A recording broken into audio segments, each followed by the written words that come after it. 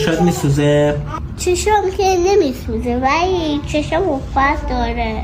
عفونت کرده؟ بله. تو چطور میتونی با چش عفونت کرده اینقدر جذاب باشی؟ میتونم دیگه.